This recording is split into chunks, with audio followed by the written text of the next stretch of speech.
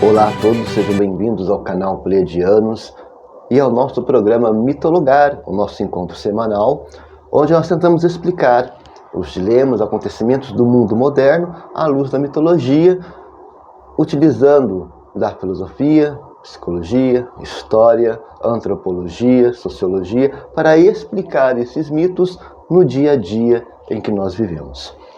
Hoje nós vamos falar sobre o deus da sabedoria Thoth. Bom, antes de eu começar a entrar no tema propriamente dito, eu vou deixar para vocês, durante o período em que nós estivermos comentando sobre essa divindade, sobre o arquétipo dessa divindade, eu quero que vocês pensem um pouquinho. Vocês são amantes do conhecimento? Vocês procuram conhecer, se aprofundar em determinados assuntos e acontecimentos que ocorrem ao longo da nossa existência? E mais, uma segunda pergunta. Você sabe a diferença entre formação e informação? Essas perguntas eu quero que vocês pensem enquanto nós estamos dissecando o assunto de hoje sobre Thoth.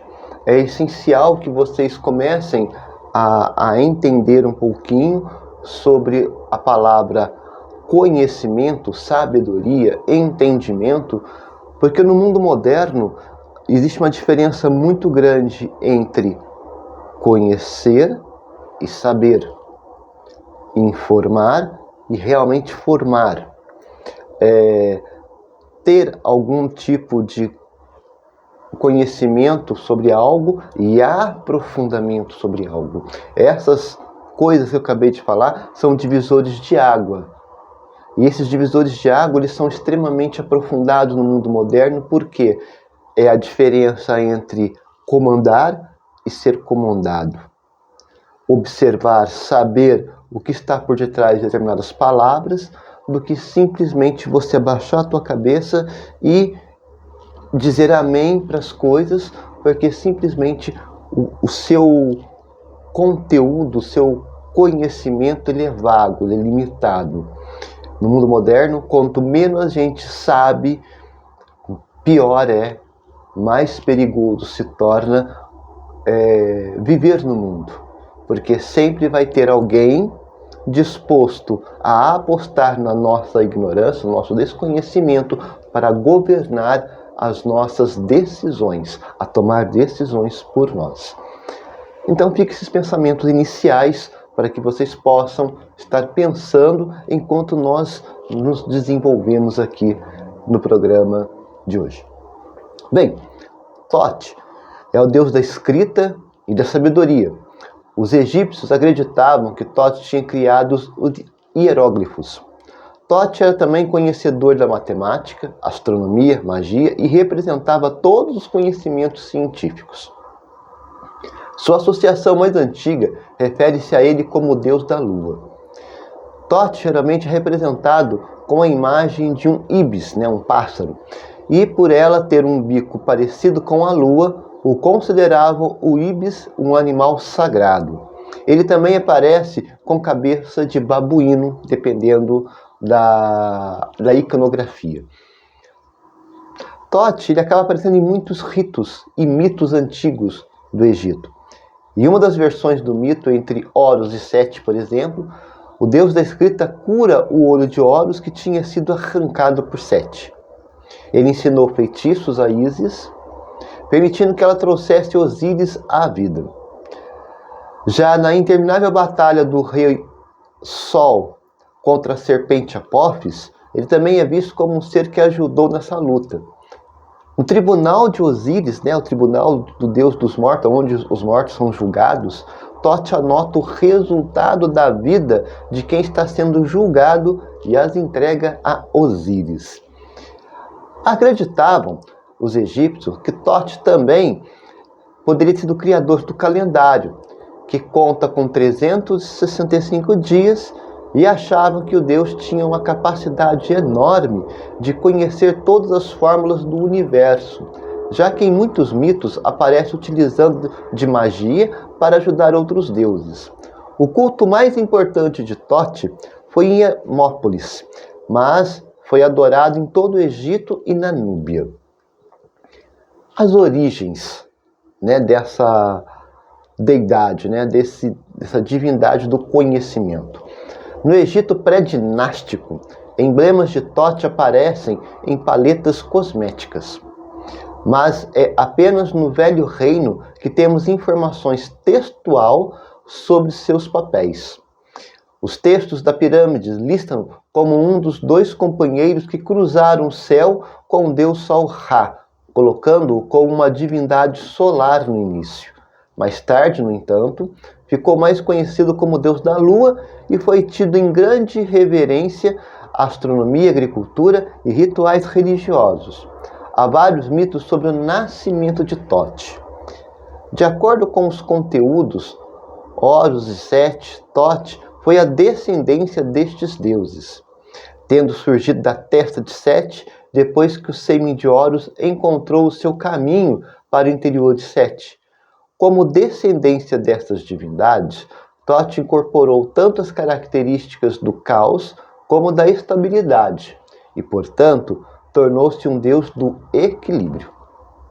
Em outra história, Tote nasceu dos lábios de Ra, logo no início da criação, e era conhecido como Deus sem mãe. De acordo com outro relato, Tote foi autocriado e transformado em Ibis, que depois colocou o ovo cósmico de onde brotou toda a vida. Dizia-se que ele era o marido da deusa Maat. A maioria dos escritores, no entanto, liga Sesate, a deusa da escrita, e guardiã dos livros. Bem, de qualquer forma, independente de qual seja, né, seja nascido da cabeça de Sete, seja nascido da boca do grande deus Ra, seja ele se autocriado, né, a autocriação, se autocriar como divindade, o que se associa-se nesse primeiro momento de Tote, que ele vem carregado de conhecimento, de simbologias místicas, de simbologias do dia a dia, como agricultura, astronomia, principalmente. Por que essa primeira associação entre a agricultura e a astronomia? Gente, nós sabemos que a Lua, por exemplo, ela tem interferências sobre gravidez, sobre marés, sobre ventos, sobre a gravidade da Terra. Logo, se a Lua tem, que é um pequeno astro que está aqui, fixo num ponto, né, próximo ao planeta Terra, ele pode agir dessa forma. Imagina os outros astros que rodeiam o universo, outros planetas que rodeiam o universo junto com a Terra, o próprio Sol. Como que esses astros, eles interferem de maneira direta e objetiva em plantações. Tempo de águas, de chuvas, de seca, do crescimento de plantas, florescimento de plantas, a abundância ou penúria na plantação. Então a agricultura e a astronomia, elas vão andar de mãos dadas por conta dessas condições da sobrevivência do ser humano. Lembre-se, plantar para brotar, para colher, para comer. São entre as várias necessidades humanas: necessidade de comer e beber, necessidade de dormir, necessidade de procriação, de sexo, necessidade de descanso. São coisas indissociáveis que não tem como nós vivermos sem, senão nós iremos perecer, iremos morrer, adoecer e morrer. Os símbolos que são ligados a Tote. Tote está associado a vários símbolos que se ligam às suas associações com a lua, a sabedoria, a escrita, aos mortos. Dentre esses símbolos, Ibis, o animal sagrado para Tote. A curva do bico do Ibis pode ter símbolo associado da forma da lua crescente. Ibis também foi associado à sabedoria, um traço atribuído a Tote. Escalas. Isto representa o papel de Tote no julgamento dos mortos, onde o coração do defunto foi pesado contra a pena da verdade. Lua crescente. Esse símbolo reforça o papel de Tote como um deus da lua. Papiro. Como deus da escrita, Tote é frequentemente retratado com os símbolos da escrita. Acredita-se também que ele tenha ensinado os egípcios a escrever em papiro. Estilos, outro símbolo da escrita. O estilete foi usado para escrever em papiro. O babuíno. O babuíno é um animal sagrado para Tote e às vezes é representado como um babuíno segurando uma lua crescente. O Ankh, tipicamente representado segurando um Ankh, que representa a vida, a cruz da vida, né? O Ankh. O cetro, às vezes é mostrado que se segura um cetro, que representa poder e autoridade e que dá determinadas características a Tote. Tote era predominantemente representado como um homem com a cabeça de um ibis. Na sua cabeça, ele usava um disco lunar ou a coroa de Atef. Em algumas imagens, mostram segurando uma paleta de escriba e um estilete. Em outras representações, Tote também era representado como um babuíno ou um homem com a cabeça de um babuíno. Então nós vamos entendendo que, conforme as pessoas vão se especializando em determinadas ações, em determinadas áreas de conhecimento, vão associando ao Deus. E claro, no Tote é o conhecimento, a escrita, tudo que representa o ato de aprendizagem, de acumulação de conhecimento, todas as simbologias vão se associar a Tote. Se fosse no mundo moderno, hoje seria o quê? Um caderno de 10 matérias, canetas, lápis, marca-texto, borracha, escritas esferográficas, livros, um tablet, um computador, seria os símbolos de Tote no mundo moderno. Uma lousa, um quadro negro, um quadro branco, uma lousa digital, um kit multimídia, seriam os representantes hoje de Tote no mundo moderno, que são usados como meios de informação, de informar e formar. Tote como patrono dos escribas.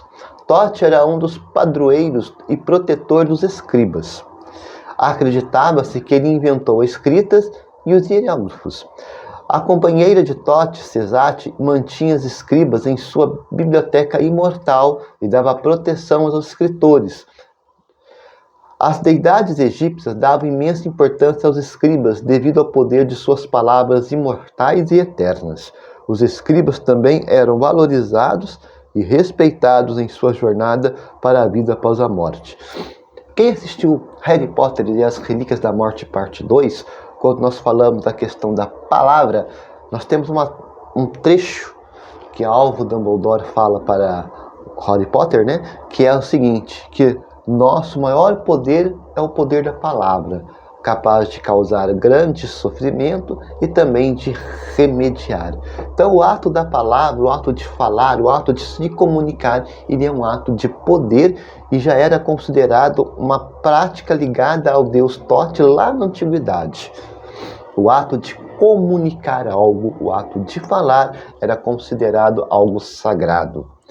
Logo, obviamente, as pessoas que eram considerados sábios, eles eram estudiosos. Então, quando eles abriam a sua boca, obviamente esperava-se que aquilo que saía da boca daquela pessoa era absoluto, inquestionável e irrepreensível, dado pela cultura de se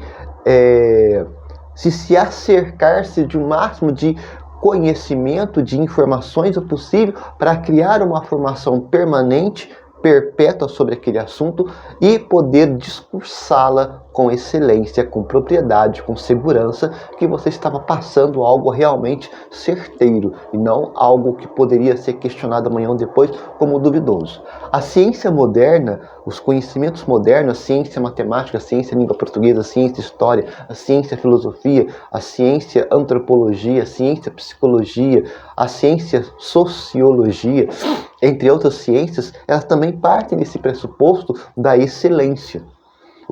O aprofundamento do conhecimento sobre essas áreas, para quem se debruça sobre ela, lhe dá a excelência de você poder falar com propriedade, de forma que não irá ser refutado. Por quê? Porque uma pessoa que senta e começa a falar sobre determinado assunto, que ele estudou, que ele se debruçou, se dedicou a aprofundar o seu conhecimento, é óbvio que ele vai ser inquestionável. Embora toda pessoa que tenha um conhecimento aprofundado sobre algo ou sobre algos, ele vai sempre partir daquele princípio do só sei que nada sei. Ele nunca vai dizer eu sei tudo sobre toda coisa. Não, eu tenho um conhecimento. Esse conhecimento ele vai se aprofundando com o tempo e com a vida. E aí, esse aprofundamento com os estudos e com a vida é o só sei que nada sei. Eu acho que vocês já ouviram essa frase de um filósofo muito famoso, aliás.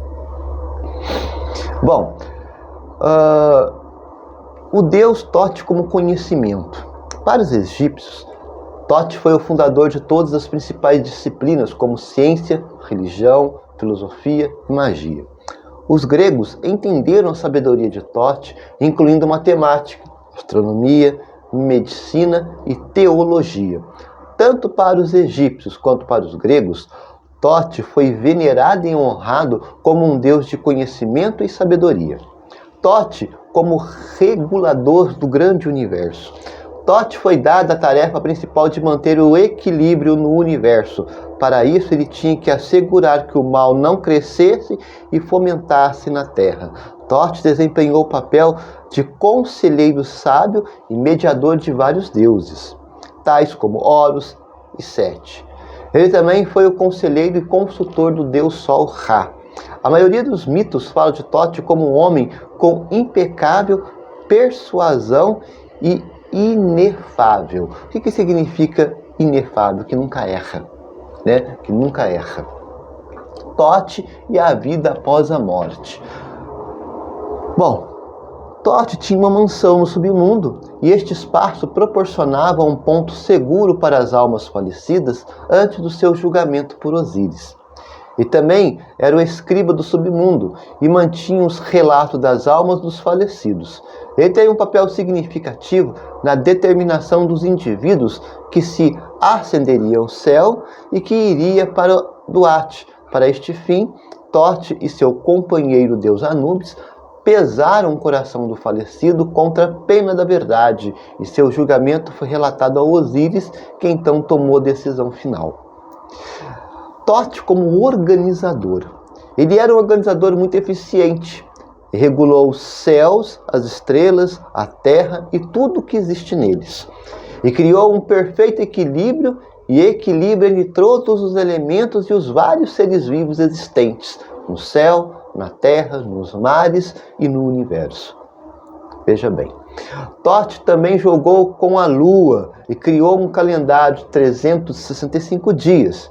Inicialmente, este ano tinha 360, mas 5 dias foram prolongados para que Nutjeb, os deuses criadores, poderiam dar à luz a Osíris e ao seu conjunto, Ísis e Néptis. Em um mito de interesse, Tote foi escolhido por Ra para ir buscar Hathor, a terra, distantes e estrangeiras. Hathor tinha fugido com o olho de Ra como recompensa por seus serviços. Tote recebeu a deusa Nehemat, ou a própria Hathor, como sua consorte. Ra também deu a Tote um assento em seu barco como o céu, em forma de honrá-lo. Bom, e aí nós vamos entendendo que essas histórias vão colocando esse Tote em determinados segmentos para explicar a profundeza de conhecimento de cada divindade dentro de seu patamar. Por exemplo, Tote e o mito de Osíris. Tote desempenhou um papel menor, mas importante no mito de Osíris, a história mais elaborada e significativa da mitologia egípcia antiga. Alguns escritores egípcios dizem que Tote ajudou Ísis a reunir as partes do corpo desmembrado de Osíris. Tote também forneceu a rainha Ísis com as palavras mágicas para ressuscitar o rei morto. Tote já teve um papel significativo na batalha entre Horus, que era o filho de Osíris, e Sete. Quando o olho de Horus foi danificado por Sete, Tote conseguiu curá-lo e ressuscitá-lo. O olho esquerdo de Horus foi associado à lua, e esta é outra história que consolida o simbolismo da lua de Tote. Veja bem que o conhecimento da vida sobre a morte, ou até mesmo da morte após a vida, o julgamento de verdade, de justiça, o equilíbrio das coisas, do ser e existir, tudo isso demanda uma coisa chamada sabedoria. A sabedoria, ela compreende que está dentro de um patamar crucial ou essencial para a existência das coisas e dos seres e das pessoas.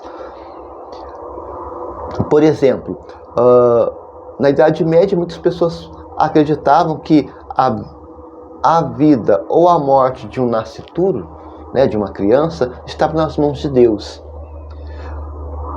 Se uma pessoa estava doente, se você ia se curar ou morrer, estava nas mãos de Deus. Com o advento do conhecimento da medicina, nós começamos a entender que no nascimento de uma criança existe uma série de situações biológicas, físico e químicas que podem determinar o seu nascimento saudável ou sua morte. Da mesma forma, até mesmo a sobrevivência da mãe ou a sua morte durante um processo de parto. A doença em si, a própria medicina e seus conhecimentos começaram a compreender o que é doença no corpo humano e o que essa doença pode fazer e como curá-la ou não. Então abre-se um leque e um distanciamento da questão divina sobre essas coisas. Por que há uma distinção, um distanciamento? Porque nós precisamos entender que, como nós somos dotados de conhecimento por um Deus que é conhecimento e é dotado de conhecimento e de razão, nós passamos a entender como as coisas funcionam. Logo, deixamos observar que as coisas que acontecem ao nosso redor é menos divino e mais natural, mais humano. Existe um processo por detrás de um crescimento de plantas, germinação de plantas, nascimento de vírus, sobrevivência de vírus, nascimento e sobrevivência de doenças, a morte dessas doenças, inclusive nossa própria vida, nascimento, desenvolvimento e nossa morte. Então não há nada de divino nisso.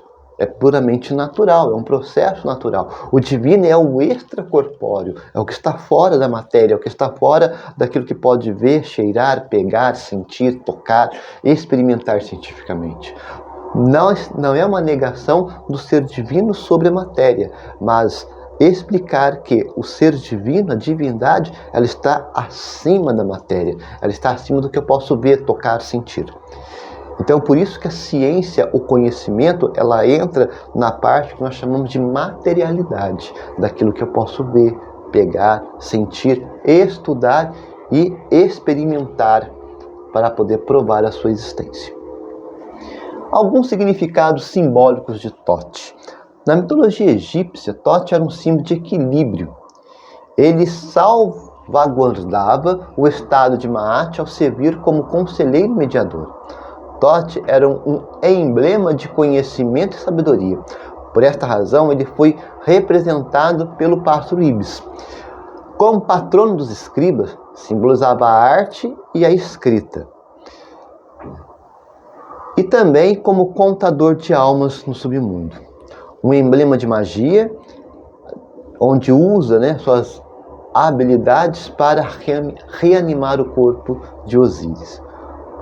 E com todos esses arquétipos, todas essas histórias que eu falei para vocês, nós vamos entendendo agora o Thoth na cultura popular.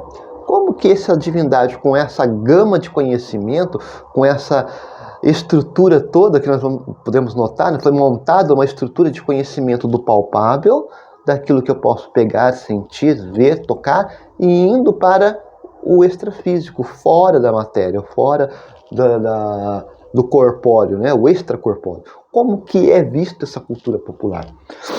Bom, o mito de Thoth torna-se um motivo popular na literatura a partir do século XX. Thoth aparece como o Ibis no livro de Neil Gaiman e Os Deuses Americanos, e sua presença é frequentemente notada em As Crônicas de Canning, série dos livros. A revista Maligno mais o Divino menciona Thoth como um dos deuses mais importantes da mitologia. Quem está assistindo o seriado Sandman, provavelmente o deus Thoth deve aparecer. Porque o Neil Gaiman, ele é o criador de Sandman, ou sonho, ou sonhar. Então, provavelmente, nós vamos encontrar, em algum momento do seriado, o deus Thoth. Para quem não sabe, fazendo já propaganda,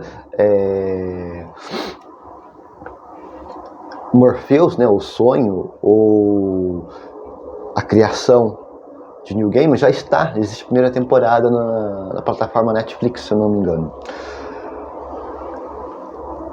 O personagem Thoth aparece nos jogos de videogame como Smite e Persona 5, o filme Deuses do Egito. O mágico e o esoterista britânico Aleister Crowley criou um jogo de cartas de tarô baseado no mito de Thoth. Então nós vamos entendendo que dentro da popular no mundo do século XX, o deus Thoth vem de várias formas, de várias personalidades de conhecimento para poder mexer com a nossa mente, né? Fantasiar, enxertar a nossa mente sobre o que é conhecimento, sobre o que é conhecer, o que é sabedoria. As evidências arqueológicas sugerem que Thoth foi uma importante divindade que foi adorada em todo o Império Egito. Isso não tem como discutir. Houve descobertas de vários santuários e templos construídos em sua homenagem. Thoth continua a ser relevante ainda hoje e é facilmente reconhecido por suas representações, seja de um babuíno ou de uma ave. Logo, que quando nós pegamos personagens do mundo moderno, como Aleister Crowley, por exemplo, que utiliza da imagem do simbolismo de Crowley para construir um baralho esotérico, da mesma forma que, se nós pensarmos que a sabedoria ela vem sendo construída desde os primeiros períodos pré-dinásticos do Egito.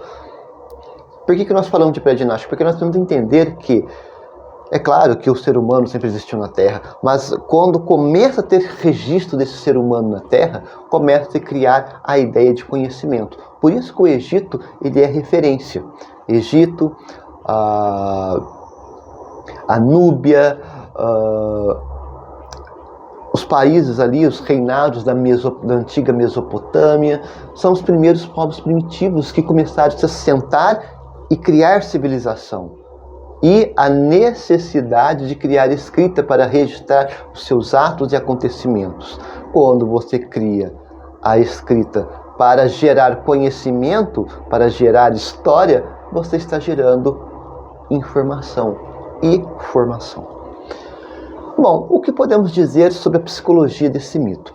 Thoth é uma narrativa mitológica egípcia que descreve a lua entre o deus Thoth e o deus Sete, representando o conflito entre o conhecimento e a sabedoria, a força bruta e a violência. As características psicológicas do mito podem ser interpretadas de diferentes maneiras, mas aqui estão algumas das principais. Antes de eu falar, por que essa luta entre o conflito de conhecimento e sabedoria e força bruta e violência? Meus queridos, minhas queridas, nós estamos em pleno século XXI, no ano de 2023. O quanto que a ignorância, a falta de conhecimento, ela alimenta a nossa brutalidade, a nossa violência. Só pensarmos, vamos dar uma olhadinha para trás, vamos fazer uma retrospectiva desses últimos, estamos há um ano e meio, né? Esses últimos um ano e meio, quanta brutalidade foi construída em nome da falta de conhecimento. E se eu começar a andar mais para trás, mais 2 anos, mais 3 anos, mais 4 anos, mais uma década, quanta ignorância foi produzida, quanta brutalidade foi exacerbada em nome da ignorância. E olha que o século XX foi considerado o século da tecnologia, que mais houve descobertas. Nós estamos aqui diante de um computador. Esse bichinho aqui, durante o século XX, ele foi assim algo que está acontecendo hoje com o celular. A cada 6 meses saiu um computador novo. Depois passou de ano em ano. Agora deu uma refreada. Por que deu uma refreada? Porque a tecnologia para o computador chegou a um ponto que não tem mais como ter muita evolução. As variações agora são muito pequenas, são muito poucas. Mas é o que acontece com o celular. A cada 6 meses, a indústria da tecnologia de celulares estão cuspindo o celular novo no mercado. Com mais coisas, com mais potência, com mais incremento, com melhor tecnologia. O que nós estamos vendo com o celular aconteceu com o computador.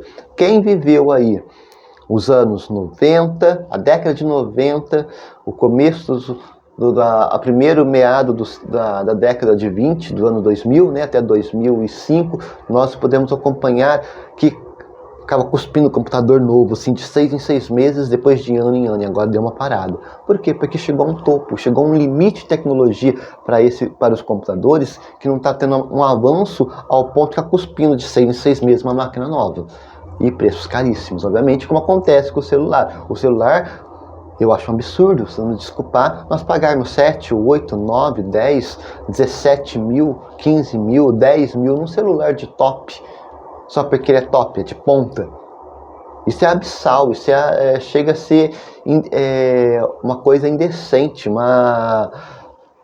eu posso dizer, bizarro, uma falta de mau caratismo terrível no mundo que passa fome. Mas são coisas da tecnologia e são coisas que mostram os dois lados. A tecnologia que busca o conhecimento para a inovação, mas de outro lado a ignorância e a falta de um conhecimento aprofundado sobre essa tecnologia que se lança a mão e as empresas lançam mão e apostando na tecnologia e, ao mesmo tempo, apostando mais alto ainda nessa ignorância de falta de conhecimento, alicerçado num ego extrapolado, que nós estamos num ego assim absurdo, de que eu ao usar hoje um celular top, de uma marca top, assim como roupas de marca top, eu vou me sentir muito mais do que eu sou. Quando que na verdade a única coisa que você está sendo mais é endividado. Isso é bem da verdade. Ou mais pobre hoje do que você foi ontem, por conta de dar ouvidos a essas loucuras que o mundo moderno tem colocado na nossa cabeça por falta de conhecimento de que as necessidades primordiais do ser humano deveriam ser casa, comida e conhecimento, não um celular top, não uma marca top, não um carro top, né? São inversões. Mas voltamos ao TOT, para nos ajudar a nos livrarmos dessas doenças, né? Na psicologia, dualidade. O mito de TOT representa uma dualidade básica entre o bem e o mal, o conhecimento e a ignorância, a ordem e o caos. Isso pode refletir a dualidade inerente à natureza humana, onde todos têm potencial para comportamentos construtivos e ou destrutivos. Conhecimento gera vida. O desconhecer gera morte. Conflitos internos. O mito de TOT pode ser visto como uma representação simbólica dos conflitos internos dentro de cada indivíduo. Estes conflitos podem envolver a luta entre o desejo de aprender e crescer intelectualmente versus os impulsos mais primitivos e instintivos. Ora, conhecimento, gente, conhecimento é algo que precisa ser estudado todos os dias. Por exemplo, um medicamento. Se eu não pegar aqui e não ler o que está escrito atrás, como que esse medicamento foi criado, para que ele serve, qual é a composição dele, qual é o efeito colateral que ele pode causar, quais são os benefícios que ele pode causar, qual é a validade que esse medicamento tem, o quanto que eu posso tomar por dia desse medicamento. Se eu não fizer esse tipo de coisa, por exemplo, que isso é conhecimento, eu posso me estrepar, eu posso me dar mal, eu posso morrer, ou ficar seriamente machucado, seriamente doente. Então, o que acontece? Essa dualidade entre potencial de conhecimento e a preguiça de querer conhecer está dentro de mim. E é claro que cada qual cobra o teu preço. O conhecimento cobra o preço. Qual é o preço? O tempo, o investimento que você faz em si mesmo, de ler, de correr atrás, de gastar tempo em conhecimento. Como vocês que estão aqui nos acompanhando no programa Mitologar. O tempo que você passa comigo é um tempo que porque nós estamos aprendendo. Nós estamos construindo conhecimento. Agora, eu posso estar assistindo novela da Globo, vendo vídeos no TikTok, poderia estar no Instagram postando foto, poderia estar no Twitter vendo bobeira, ou pior, estar no WhatsApp vendo bobeira, besteira, mentirada. Cada um escolhe como utiliza o tempo. Agora, esse tempo que você utilizou, ele vai voltar para você, vai ter uma consequência, boa ou ruim, mas ele vai ter. Então, são nossos instintos que vivem entre nós, entre a bondade e a maldade. Esses são exemplos bobos que eu acabei de dar, mas existem exemplos muito piores. Se tiver que aprofundar aqui, nós vamos nos ver em situações realmente ruins que nós nos colocamos dentro dela por pura preguiça e louvor à total ignorância e estupidez, né? A busca pela sabedoria é frequentemente associada à sabedoria, conhecimento e escrita na mitologia egípcia. A busca Thoth por recuperar suas palavras roubadas por Sete pode ser interpretada como uma jornada de autoconhecimento e crescimento pessoal em busca da verdade e da sabedoria. E, óbvio, do conhecimento. A importância do equilíbrio. O mito Thoth pode enfatizar a necessidade de equilibrar diferentes aspectos da personalidade humana. Assim como Thoth 7 representa características opostas, né, bem e mal, encontrar um equilíbrio entre nossos aspectos mais intelectuais e emocionais pode ser essencial para um desenvolvimento psicológico saudável. Nós não podemos ser totalmente emocionais, mas também não podemos ser totalmente racionais. Nós temos que ter um equilíbrio. Por quê? A racionalidade esfria a alma. E a emoção totalizada, ela nos torna pessoas frágeis e quebradiças. Portanto, o equilíbrio entre o racional e o emocional ele é importante para nos tornarmos pessoas fortes. Fortes, mas sensíveis. Fortes, mais saudáveis. Fortes, mais espertas. Fortes, mas humanizadas. Fortes, mas com sagacidade. Então ela tem sempre esse equilíbrio. Transformação e superação. O mito Thoth pode refletir a jornada de transformação e superação de desafios. Thoth enfrenta dificuldades para recuperar suas palavras, mas no final triunfa sobre Sete. Isso pode servir como uma metáfora para a superação de obstáculos e adversidades em nossas vidas. Identificação e projeção. Às vezes, as características dos deuses e figuras mitológicas podem ser projetadas em seres humanos, permitindo que as pessoas se identifiquem com as histórias e encontrem significado nelas. O mito Thoth pode oferecer uma forma de compreensão e expressão das emoções e desafios humanos. O conhecimento desempenha um papel fundamental na psicologia, tanto do indivíduo quanto da sociedade em que ele está inserido. Vamos abordar cada um separadamente. Vamos ver. O conhecimento de nível individual. Esse desenvolvimento cognitivo, o pensamento, o conhecimento é crucial para o desenvolvimento cognitivo dos indivíduos. Através da assimilação, de acomodação de novas informações, as pessoas constroem suas estruturas mentais e esquemas que moldam a sua compreensão do mundo e influenciam o seu comportamento. Autoconhecimento é o conhecimento também que desempenha um papel importante na compreensão de si próprio. Quanto mais uma pessoa conhece seus próprios pensamentos, emoções e habilidades, limitações, maior é a sua capacidade de se autogerir e de se autofazer uma reflexão.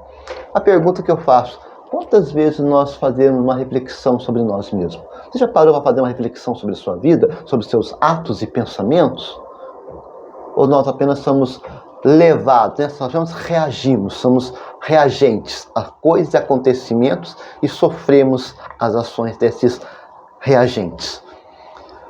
Tomada de decisão. O conhecimento informa a tomada de decisão, pois permite que os indivíduos avaliem as alternativas e considerem as consequências das ações e façam escolhas mais informadas e racionais. Aí vem, nós tomamos nossas consciências, nós tomamos as nossas decisões pautadas, pesadas, avaliadas, ou elas são tomadas no calor do momento, na cegueira da ignorância? Resolução de problemas. O conhecimento acumulado permite que as pessoas abordem problemas de maneira mais eficaz, aplicando soluções aprendidas ou gerando novas estratégias com base em experiências passadas. Volto a dizer, quantas vezes nós nos estrepamos por falta de conhecimento por tomarem decisões no calor do momento, como foi citado acima. E se hoje eu pudesse voltar atrás, quais seriam as outras formas de tomadas de decisões que nós daríamos para o mesmo problema? Se pudéssemos voltar no tempo, quais problemas que nós passamos, que nós tivemos que aguentar, aturar, suportar as consequências delas por mau pensamento, por mal decisão, por mal ter tido tempo de avaliar, por má pesquisa. Se nós pudéssemos voltar no tempo, nós não tomaríamos decisões totalmente opostas, totalmente diferentes do que nós tomamos. E o conhecimento de nível social? A construção cultural, por exemplo. A sociedade é construída em grande parte pelo conhecimento compartilhado entre seus membros. Crenças, valores, tradições, normas, instituições são moldados pelas ideias e conhecimentos que estão transmitidos ao longo do tempo. Essa identidade social é o conhecimento compartilhado através de desempenho e papel na formação da identidade social de um grupo. Comunidades, grupos de bairros, escolas, grupos religiosos, grupos políticos, grupos. Nós somos desenvolvidos, nós somos lugados em grupos. Então esses grupos, elas tendem a ter essa identidade cultural e social mesclada a partir do meu conhecimento pessoal, que se mistura com o de outra pessoa e geram esses grupos. Por isso, nós temos que ter de novo conhecimento, aprofundar, para criarmos grupos e segmentos de mundo, de sociedade, que realmente façam luz e reflitam o bem-estar humano, o bem-estar social, a melhoria do ser humano no seu status quo, como é o ser humano. Não adianta eu querer colocar para as pessoas o que é bom para mim, não é bom para o meu vizinho da esquerda e da direita.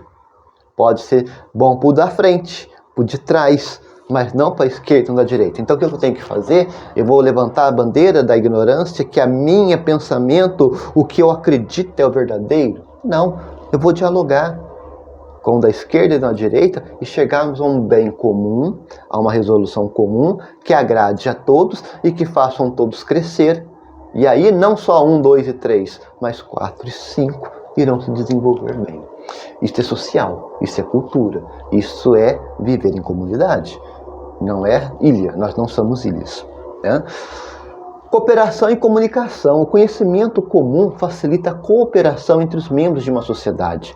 Uma linguagem compartilhada e a compreensão mútua de normas e regras sociais permite a comunicação eficaz e colaboração em tarefas em objetivos comuns. Quando todo mundo fala a mesma língua, entende a mesma coisa, nós conseguimos construir estruturas para se chegar a um resultado. Vamos construir uma casa. Eu sei medir o terreno. Eu sei fazer concreto. Eu sei colocar, né, as lajotinhas enfileiradas direitinho. Eu sei fazer o embolso. Eu sei fazer estrutura de um telhado. Quando vê, está a casa pronta. Isso é comunicação que permite que todos se juntem para um objetivo comum. Eu disse uma casa, mas quantas coisas estão aí no mundo que depende do nosso coletivismo para se chegar a um resultado final? Mudança e progresso. A acumulação de conhecimento ao longo do tempo leva ao progresso da sociedade. Novas descobertas, inovações e avanços tecnológicos são impulsionados pelo conhecimento acumulado e compartilhado por gerações. Eu dei exemplo do computador e hoje o bendito do celular. Portanto, o conhecimento é uma força poderosa na psicologia individual, quanto na coletiva. Influencia nossa compreensão de mundo, nosso comportamento, a nossa identidade e as dinâmicas sociais. É uma parte essencial do desenvolvimento humano e da evolução da sociedade. É óbvio, gente, que quando nós falamos de um aspecto de conhecimento coletivo, individual e coletivo, ele abraça todo mundo, ele agrega todo mundo, ele soma todo mundo. Nós não somos malucos, desmiolados, nós somos pessoas racionais.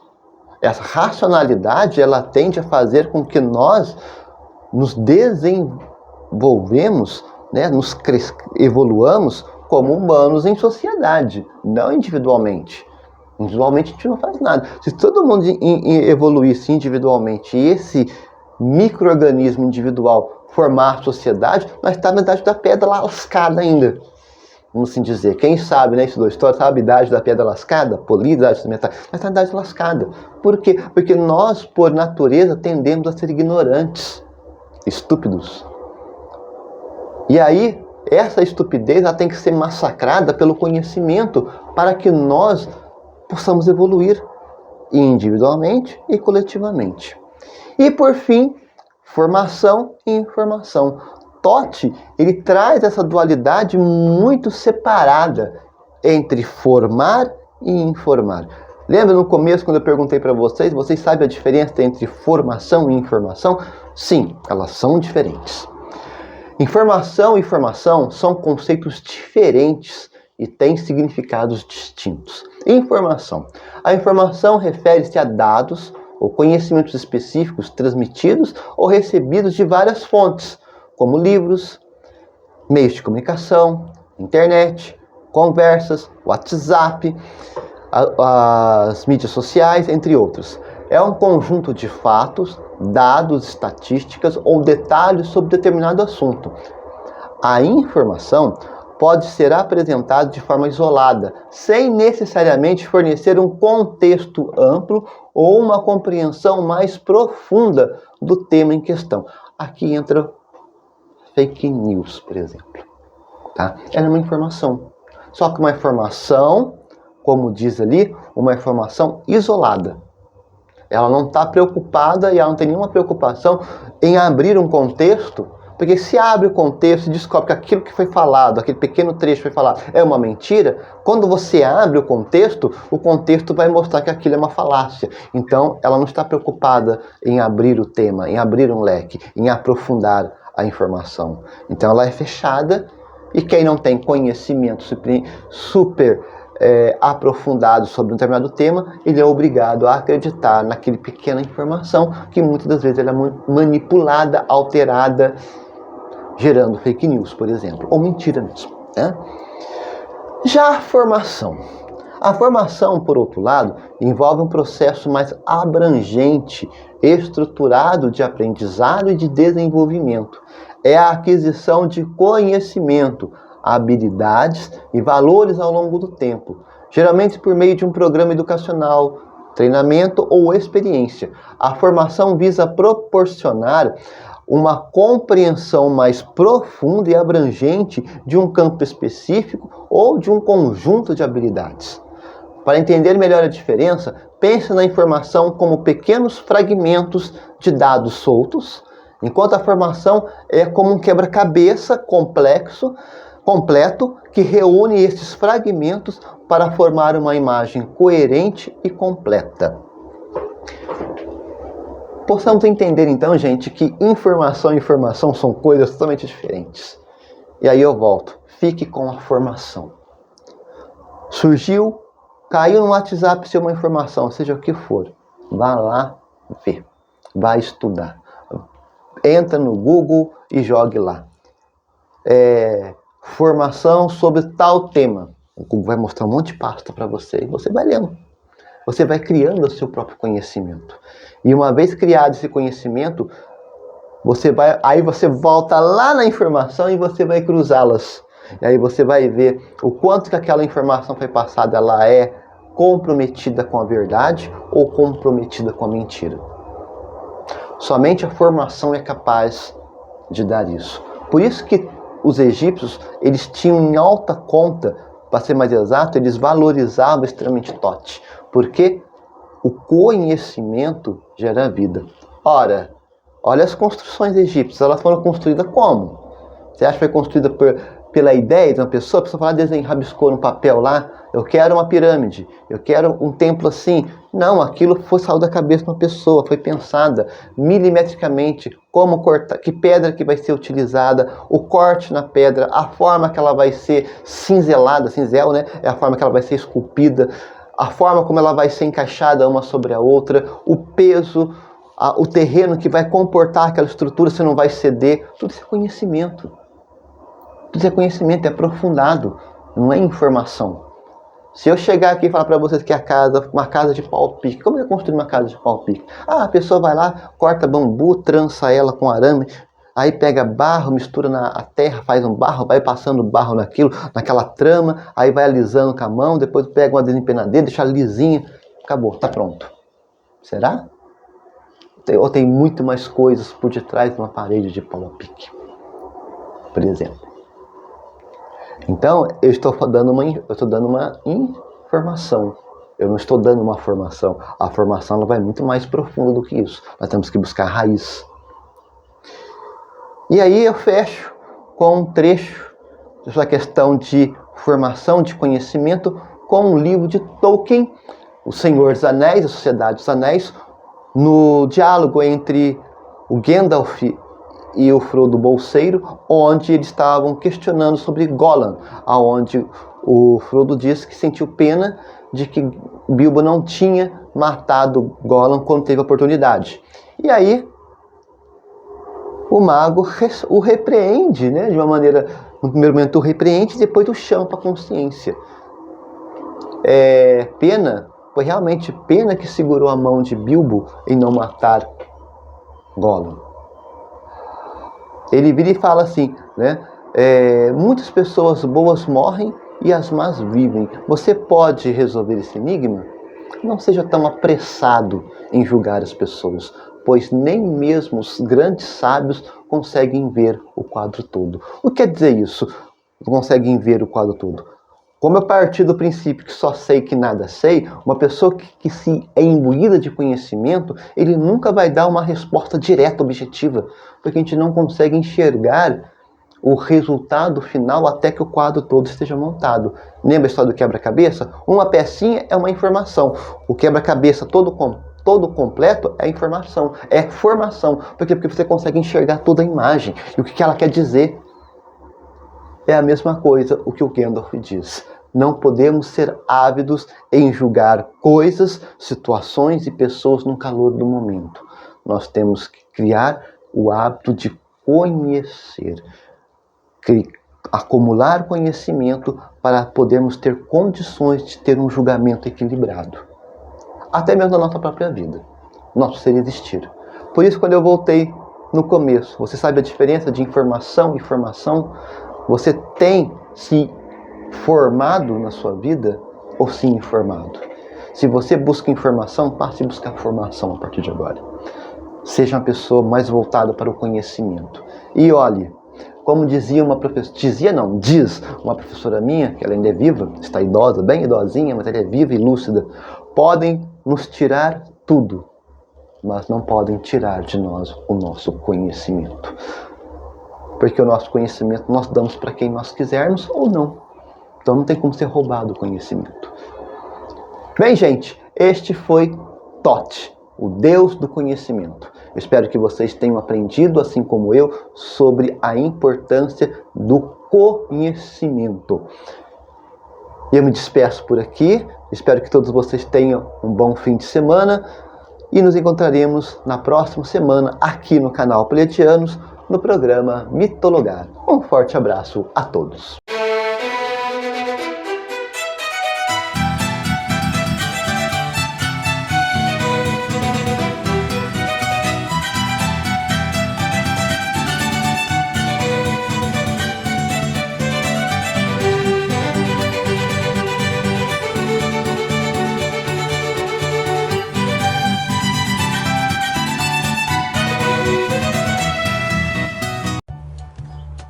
Nós somos a Associação SOS Felinos, onde nós dedicamos com muito amor e carinho a cuidar de 55 gatinhos que foram resgatados da rua.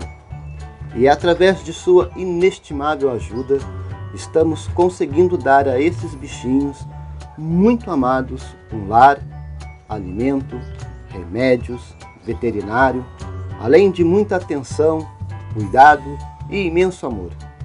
Se você ainda não conhece a Associação SOS Felinos, venha nos conhecer pelas redes sociais e assomar conosco neste projeto. A Associação SOS Felinos, juntos para um mundo melhor para todos.